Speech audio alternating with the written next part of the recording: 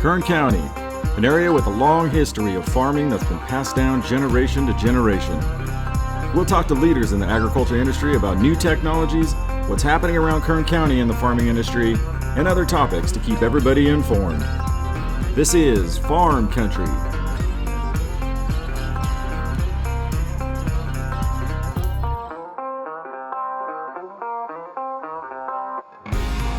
Put that up, Mike. So, right out here, right when we pull out this gate, is the first set of blueberries that my dad planted 18 years ago. And then, so they need to be replaced. So they're a little bit old. And then the next 100 acres is 10 years old. And he sold them about 8 years ago to Gourmet Trading Company, which is who I work for now. So this was originally all my dad. So I'm kind of grew up as a farm girl. Wow. How big is blueberry? You know, a lot of people don't realize that we actually grow blueberries here. I mean, when you think of crops in Kern County, a lot of the times we think of pistachios, we think of nuts, we think of all that. We don't realize that blueberries is actually a big crop here. They are. 55 million pounds were grown in California last year. Wow. Yeah, huge. Yeah. And what makes Kern County such a good area for blueberries?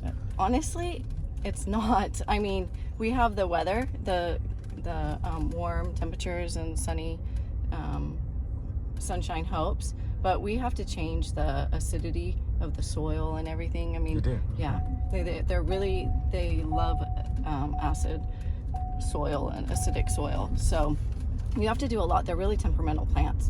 So Kern County isn't exactly, I wouldn't say like the most ideal place, but it's become that in the last 20 years. And so, I mean, fairly new, if you will, in the last 20 years. Wow. New thing to grow here. So, like right now, today on the farm, we have 304 pickers. And we'll probably pick around 50,000 pounds. Yeah. And then as we ramp up our season, as we get more and more ripe fruit, we'll get up to about 650 pickers in a day. Wow. Yes. The people don't understand how much of an impact the ag industry has on employment, right? It's huge. Right. It's really big. It is really big. Obviously, COVID has impacted us because there's like a lot of people getting unemployment, and they're getting that stimulus pack of, I think it was $600 a week extra. So we have a database, if you will, of employees that have normally returned year after year, of 750, 800 names. After calling all of those people, we only got 250 to return. Wow. You called 100 and I think one day we called 124 and we had 33 show. No kidding. Wow, that's amazing. I know. Isn't it crazy? So our end posts are painted to show the different varieties. So the red here, this is Jewel. This is Jewel. And this is like, so can I show them this real quick? So this is obviously still ripening up, right? Right. So we'll pick this over 6 different times over the 6 weeks. So right here, right now, this is ripe and ready to go. Wow. So actually you can pick some right now. Oh yeah, they're picking all Oh, they over the ranch. are. Oh, if it's easy, okay. if you just barely touch it and it comes off, it's ripe and ready to go. If you have to force the pull on it, then it's most likely still red back and not ready. Now, a blueberry also heals itself, so this is very interesting. So this probably had a little damage from some rain or something, and it scars over and will heal itself. It will. It repairs itself. Isn't that crazy? That is wild.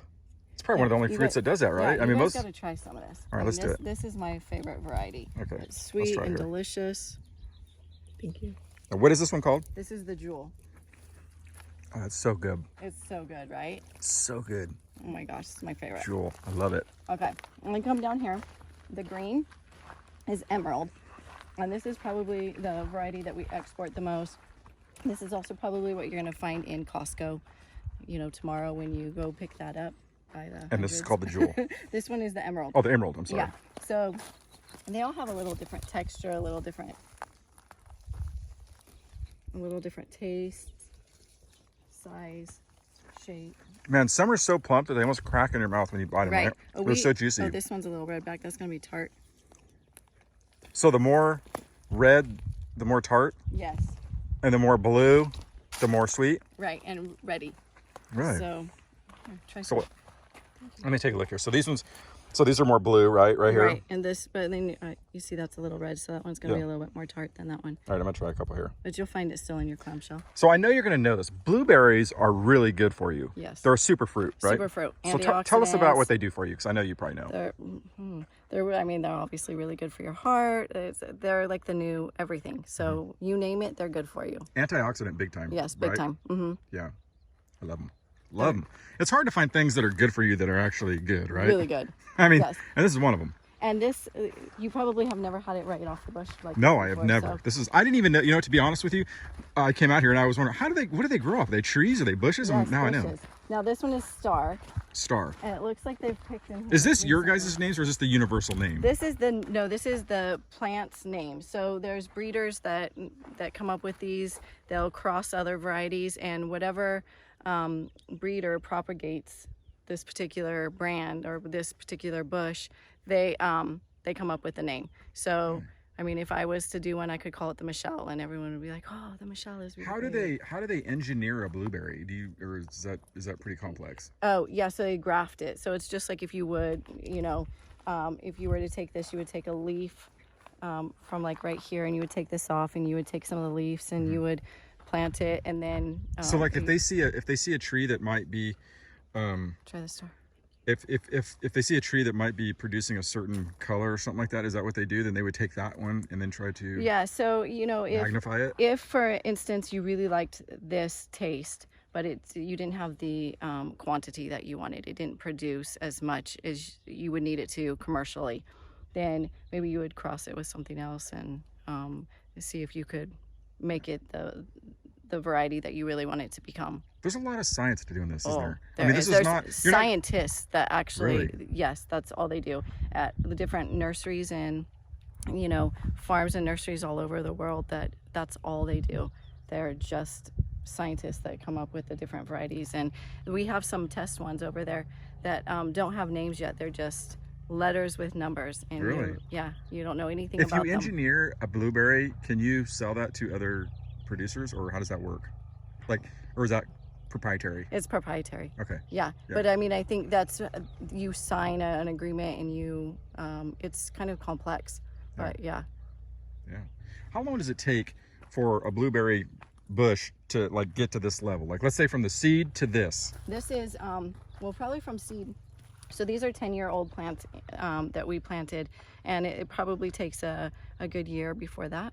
Wow. So yeah, I'll show you when we get back to the shop. Yeah. So we have some that are little babies over there. So you actually have a place where you start them, and then you. Well, we get them from the nursery. You do. Yeah, we have them. The ones that we have right now are from the University of Georgia. We have some coming that are from the University of Florida. Wow. Yeah. So we're gonna see if just because it's good in Florida doesn't mean it's good in California. There's a lot of experimenting going on. There is. Yeah. Yeah. Very but the 3 varieties that we predominantly grow are tried and true, and we do quite well with them. Yeah, very interesting. Yeah. Did you try the Star? No, I need to try one. Let me try one before. This is very good. I've mixed them in my hand, Sonny, so you'll have to get you somewhere. That is good, man. So you can tell, some of them have more of a I'm trying to think, the texture to it, or the texture, but there's a planty taste to some of them a little bit more, and some are more on the sweet side. Am I wrong here? No. I can taste the vegetation of it. Is that wrong? Right. No, that's true. And I think some are juicier. Yeah. A little bit more tarty, right? Tart. Yes. Yeah, that's why I like the Jewel. It's sweet. It's juicy. Yeah. It's my favorite. Super good. I love it when you bite them and they just explode in your mouth because they're so packed full. They're so good. Yeah, I love it. Sometimes it's all I eat all day. Really? Diet of blueberries is probably not bad for you. Probably not too bad. Did it turn your skin blue a little bit? Not so far. Okay. But when my dad first planted the very first 25 acres that I showed you when we came out, he named it Oompa Farms. I was just about to say Violet, right? That chewed Oompa Loompa, for people that don't know, Willy Wonka, Violet was a big bubblegum eater, and she ate the blueberry bubblegum, and she blew up, and she turned violet. Violet, right? Violet, that's right. Yeah. It was Oompa Farms, and then this one was... Oompa Farms, I love it. Oompa Farms, yeah. And this was Blueberry Hill. Oh, Blueberry Hill, I love it. Right? It's so good. From the hill I took you to at the beginning. Yeah. So right over here I call it the little triangle at the top up there, some test plants that we have up there. They're all different varieties. it's really peaceful out here. It's so nice. Am I wrong? I mean, this No, is a place, I mean, with everything that's going out in the world right now, being out here ain't such a bad Especially place. sunrise and sunset. I imagine. Yeah. It's surreal. Yeah. It really is. It's Yeah. my favorite. I mean, you got the birds flying out here. I mean, this is really peaceful. It really is. Yeah. It's not as great when it's 105, but Yeah. but today is gorgeous. Yeah, it is. It's beautiful in the spring for sure. It is. You know, we talked about the biggest threat, right? Of course, weather's one. Weather's right? Weather, biggest. water, those are big. But there's some also too. Birds, right? Of course, will do some damage to crops. But also people. People, they will steal. Will steal. And you know something that we just talked about, and I don't want to get anybody in trouble here, but so I said, well, these are the kinds of things that people will steal this fruit and then go sell them on the side of the road, Yes, right? for sure. That happens all the time. All the time. So like, I don't want to say all, but a lot of times when you see people selling fruit on the side, those have been stolen from farms in a lot of cases. I mean, I always assume that because I know that it happens so often. So I would drive by someone selling on the corner. And I'm like, Yeah. are you working in the pack house or did you steal it straight from the field? Right. I mean, I guess there are prices sometimes when a farmer may give someone some fruit to sell. That does happen. That does happen probably, but I think a lot of commercial growers like us, I mean, you don't piddle in small time selling 100 pounds on the side of the road. Right. You know? Yeah. Not when you're selling hundreds of thousands of pounds and commercially. The thing is too, is it's very hard to catch someone stealing, right? I mean, they can easily load up the back of their trunk full of crates of blueberries, and it's hard to even know that was gone. Especially out here, we have the hilly ranches. Yeah. You know, if you kind of knew this ranch well enough, you'd probably know where you could hide your car. You could drive down and go in. I mean, you look at where we are right now. You probably can't really see us from the roads. Wow. You know. Do you catch people? You have caught people every day. You do? Every day. Wow. Yeah, that's sad. It's frustrating. Yeah. And you catch workers. You know, at the end of the day, they have picking straps and a bucket. And that bucket probably holds 5 pounds. And that last load of the day, they'll be going to their car, and you can catch them going into their car, putting that bucket in. So now not only are they stealing 5 pounds of your fruit, they're taking your bucket and everything else with them. Wow, that's sad. Yeah, it's frustrating. Yeah. So what kind of impact has COVID had on like the market value of blueberries? Well, blueberries, the market value hasn't actually gone up that much over the last several years. So obviously picking costs and, everything has increased, but the market price for us hasn't increased that much. But COVID has impacted because exporting, so like Long Beach yard and everything, they don't have as many workers working, and so everything has changed. So containers, airlines, before we would air freight, and there's not as much of that going on.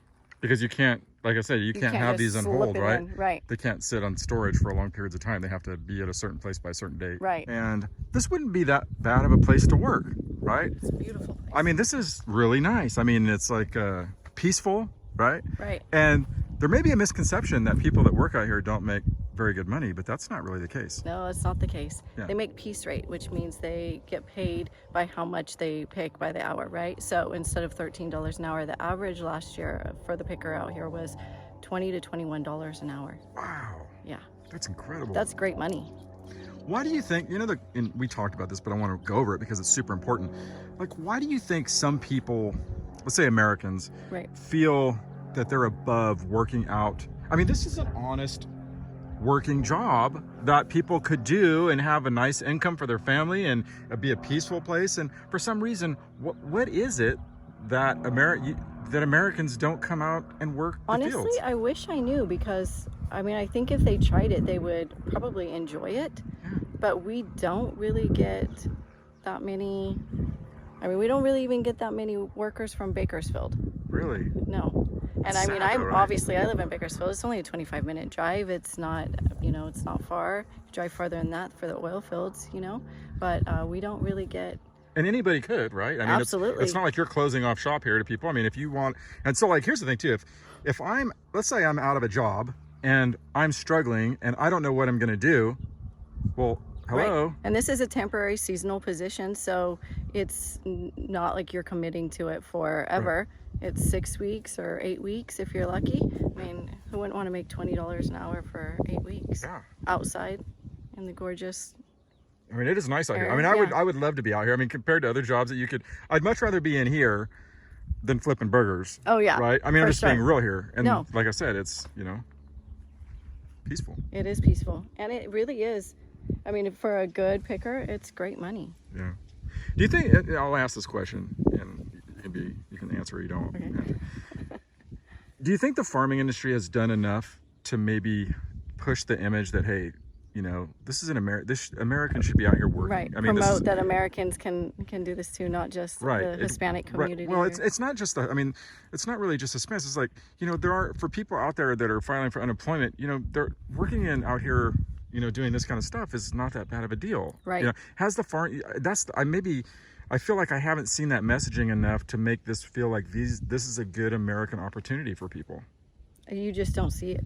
I mean, Yeah. you just don't see. There's room for improvement. There is, absolutely. I agree. And there's farm labor contractors everywhere. I mean, if someone wants a job, they could probably look up, you know, Google farm labor contractors and just start calling around. I mean, every farmer I know is looking for people right now. Yeah, because you said you're having a shortage, right? People Absolutely. aren't coming in because right. they're either getting paid more not to come to work, yes. right? Or it's easier, you know, yeah, or they're scared. Right. Yeah. Yeah. So here, man, these things are huge, right? Right. I mean, we actually sell jumbos. There's a store that we pack for in Texas that does just supers that are just the large ones, over 18 millimeters. Yeah. I'm going to try one here. Of course. Yeah, let me try one of these. You have to. Sunny. Oh, so good. Those are super sweet.